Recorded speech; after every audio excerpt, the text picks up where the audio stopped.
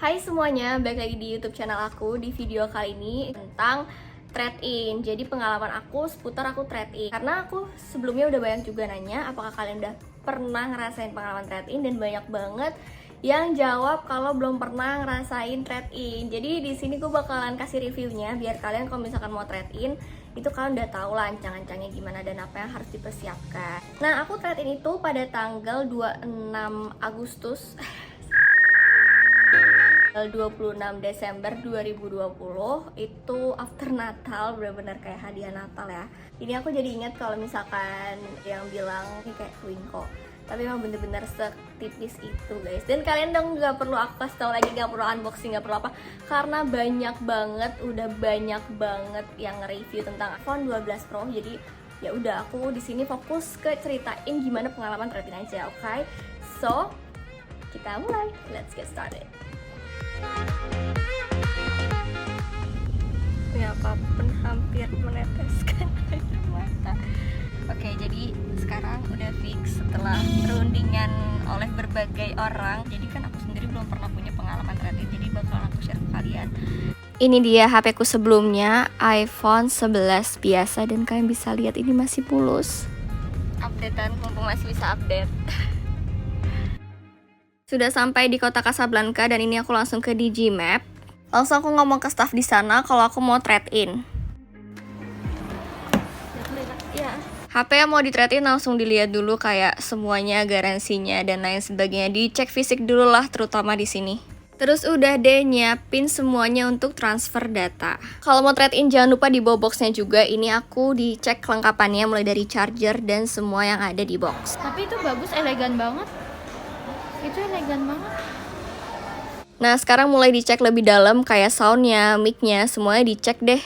Sebelum payment, ini banyak ngasih tahu kalau ini adalah yang barang yang mau ditukar dengan iPhone 12 Pro warna grafit, dan dia juga ngasih tahu masih segel, juga emailnya dan segala macam dia tunjukin. Waktunya payment. Nah, ini yang kalian tunggu-tunggu, pasti kalian penasaran kan gue nambah berapa? Ini dia. Oh ya, kalian juga jangan lupa buat tanyain promo yang ada, kan kali aja ada promo kayak pakai kartu kredit apa jadi dapat potongan, kan lumayan. Nah, sekarang waktunya unboxing karena kan kita mau pemindahan data. Jadi unboxingnya mau nggak mau ya harus di store. HP ku yang iPhone 11 itu masih garansi iBox yang habis Maret 2021 nanti dan dihargai 7.500.000. So, kalian sendiri yang bisa nilai itu worth it atau enggak, oke? Oke, setelah ngerasain feel unboxing, lanjut untuk ngaktifin iPhone-nya dulu. Oh ya, tentu aja tanpa wall charger ya guys. Setelah unitnya nyala, kita langsung transfer data, dan transfer datanya itu nggak ribet, jadi pakai barcode khusus gitu. Udah, prosesnya itu sama aja kayak nge-bluetooth gitu loh. Habis itu masukin PIN dan tunggu beberapa saat.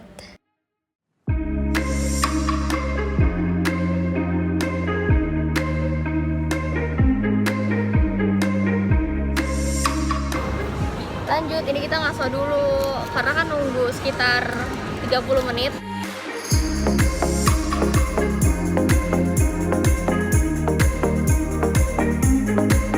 Tau nggak, tiba-tiba teman gue hilang, ketinggalan di time-nya.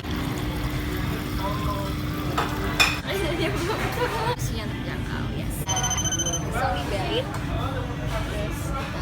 Dan kita cari.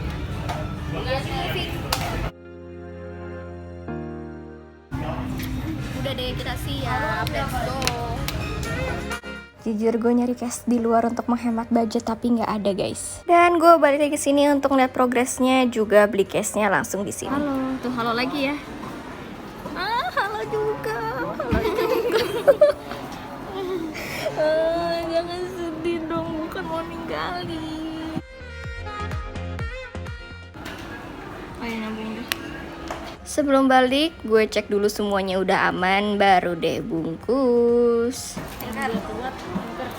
Yang Type C bilangnya ya? Yang Type C, ya udah. Pokoknya buat iPhone 12 Pro deh, mereka udah ngerti harusnya. Makasih ya Mbak. Bye. Hai guys, sekarang kendala kita adalah chargeran. Jadi ya biasa kan ini pakai Type C. Mau gak mau kita harus ngantri di iBox.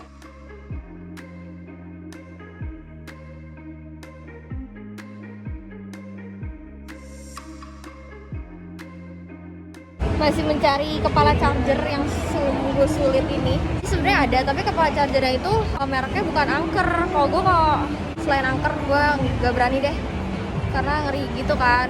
Nah sekarang udah makin malam, makin gelap, kita nggak dapet charger, mau nggak mau harus besok belinya. Ini gue udah cari-cari di Shopee, nanti gue bakal cerita lagi. Jadi thank you so much for watching, dan tunggu updatean gue selanjutnya. Jangan kemana-mana. Oke, jadi udah beberapa yang udah kebales ya tentang Q&A yang udah aku buka di Instagram, gimana pengalaman trade-in dan lain sebagainya. Beberapa pertanyaan sudah kejawab. Platform trade-in yang cocok bagi pemula, aku juga pemula dan aku pilih Digimap. Karena apa ya? Sebenarnya banyak banget, tapi kalau iBox, jujur aja iBox itu ngasih harga yang turun banget. Turunnya tuh gede banget, jadi gue kayak nggak rela gitu kan. Jadi sebenarnya gue compare dulu nih sebelum gue memutuskan untuk trade in di Digimap, ya gue compare dulu iBox berani ngasih harga HP gue berapa, dan Digimap berani ngasih harga HP gue berapa, kayak gitu. Bener-bener kayak survei dulu, nggak langsung aku narok gitu HP, enggak. Trade-in apa itu kak? Jadi trade-in ini berdasarkan Google adalah fitur atau layanan tukar tambah produk lama dengan produk baru. Nah emang sih banyak yang bilang kalau misalkan sebelum gue trade-in itu banyak review yang masuk katanya jangan trade-in. Dan ini adalah yang aku bakal kasih tau pendapat-pendapat tentang trade-in dari teman-teman sebelumnya yang udah pernah trade-in. So let's get started. Oke, di sini ada dari Antonius_Arnold bilang jual ke pengguna jauh lebih untung daripada ikut program-program trade-in. Saya setuju, karena ya itu tadi, gue juga lumayan jatuh banget harganya. Dan tapi trade-in adalah cara tercepat buat kamu ganti HP. Tapi kalau misalkan kamu mau sabar, ya kamu bisa dapetin harga 1 juta atau 2 juta di atasnya dibandingkan dengan trade-in. Jadi itu semua keputusan dari kamu aja sih. Terus abis itu gampang, apalagi iPhone, pokoknya salah satu marketplace yang nyediain jasa trade-in. Ya mungkin kalau misalkan kalian mau coba silahkan, tapi gue kan gak pernah cobain dari aplikasi ya. Mungkin di situ ada jasa trade-in kali ya. Itu mah paling tuker tambah beneran kayak antar counter gitu nggak sih? Kalau itu mah pasti banyak, di Roxy juga pasti ada lah tuker tambah gitu kan. Kalau ini kan trade-in yang bener-bener di authorized reseller iPhone kayak gitu. Erafon kata Angga SP, tapi gue pernah baca di salah satu DM kalau misalkan trade-in mendingan di authorized resellernya langsung, karena apa gitu yang mereka bahas, pokoknya tidak direkomendasikan di Erafon gitu. Gak tau sih, terserah kalian. Lagi-lagi gue cuma mau kasih tahu ke kalian, mendingan kalau mau trade-in ya mendingan compare harga dulu ya biar gak zonk. Banyak juga yang trade-in ini dari marketplace, karena di marketplace itu juga ada toolsnya yang kita bisa ngecek sendiri dari aplikasinya mereka. Terus kayak ngecek fisik dalemannya si HP kita, dihargai laku berapa, jadi kita udah prepare budget lebih awal, kayak gitu gak sih? Rugi kak kalau trade-in, mending jual biasa aja. Yes, I'm setuju. Cuma di sini aku nggak cari pengalaman buat trade-in, nggak apa-apa lah. Buat pengalaman aja ya nggak sih, kan jadi kalian tahu ya kan. Jadi sabar aja, mendingan jual ke orang lain aja. Trade-in di Erafon kak biasanya. Di Erafon ya tadi yang udah aku kasih tahu. Kalau misalkan sebelum aku trade-in aku udah dapet rekomendasi. Mungkin kalau misalkan Android ya kamu bisa pilih Erafon, ya kan? Bener gak sih? Saran gue kalau mau trade-in mending jual nambahnya, rata-rata nggak masuk akal. Bener banget ya kan, bener banget emang sih. Dijual beli Facebook, iya jual beli Facebook juga gokil sih. Facebook kalau udah jualan barang langsung cepet banget itu saltnya. Udah sih itu rata-rata, yang lain Q&A-nya nggak seputar trade-in jadi nggak gue bacain. Nah sekarang karena udah ngomongin seputar trade-in itu sendiri, semoga kalian udah paham gimana mau trade-in. Kalau misalkan kalian ada rencana mau trade-in, apa yang harus kalian persiapkan dan apa yang harus kalian prepare biar siap menghadapi trade-in sih. Tiba-tiba HP kalian, wah apa HP gue dihargain segini, tapi emang rata-rata seperti itu sih. Dan tadi kita udah bacain juga komen-komen dari teman-teman Instagram kalau mereka merekomendasikan adalah jual aja kalau misalkan kalian bener-bener pengen dihargain HP-nya kalian tuh lebih tinggi. Ini yang gue beli itu nanti ada di description box link untuk beli ini. Harganya itu 300.000 kurang 1.000 pas gue beli. Itu lagi diskon kayak deh waktu gue beli. Harga segitu. Dia ini portnya itu 20 watt ya, lumayan fast charging. Dan dia tuh, gue gak bawa sih, chargerannya ada di kamar.